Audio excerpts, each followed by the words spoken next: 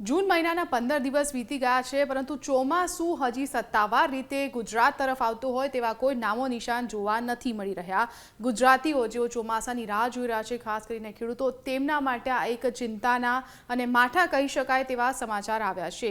આપ જોઈ શકો છો, આપ જે આજની જે સ્થિતિ છે અમે તમને બતાવી રહ્યા છે વિંડીના માધ્યમથી। અહીં ક્યાંય વાદળો નથી જોવા મળી રહ્યા, ફક્ત પવન જ જોવા મળી રહ્યો છે અને આ એ જ સંકેત છે જે જણાવી રહ્યું છે કે હાલ વરસાદની કે ચોમાસાના સત્તાવાર રીતે આગમનની કોઈ શક્યતા નથી। ગુજરાત, મહારાષ્ટ્ર, મધ્યપ્રદેશ જેવા 16 રાજ્યો એવા છે જેમણે વરસાદ માટે હજુ રાહ જોવાની છે। ચોમાસાનું કેરળમના માર્ગથી આગમન તો થઈ ગયું હતું, પરંતુ હવે ક્યાંક ને ક્યાંક ચોમાસું આંધ્રપ્રદેશ છે, મહારાષ્ટ્ર છે તેવા રાજ્યોમાં અને સાથે પૂર્વોત્તરના પશ્ચિમ બંગાળ સહિતના જે રાજ્યો છે ત્યાં સ્થિર થઈ ગયું છે, એટલે કે ત્યાંથી આગળ જ નથી વધ્યું। અને એટલે જ આજે વિસ્તાર આપણને દેખાઈ રહ્યો છે આખો।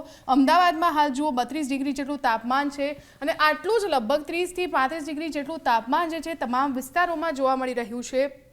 તો આજની સ્થિતિ અમે આપને બતાવી રહ્યા છીએ કે હાલ વરસાદની કોઈ સંભાવના નથી દેખાઈ રહી, એટલે કે ચિંતાના વાદળો તો ચોક્કસથી છે, કારણ કે જે વાદળો અહીં આપણને જે મેપ છે એમાં દેખાવા જોઈએ કે જેઓ વરસાદની સંભાવના વ્યક્ત કરે છે તે ક્યાંય નથી દેખાઈ રહ્યા અને એટલે જ ચિંતા ખૂબ જ વધી રહી છે।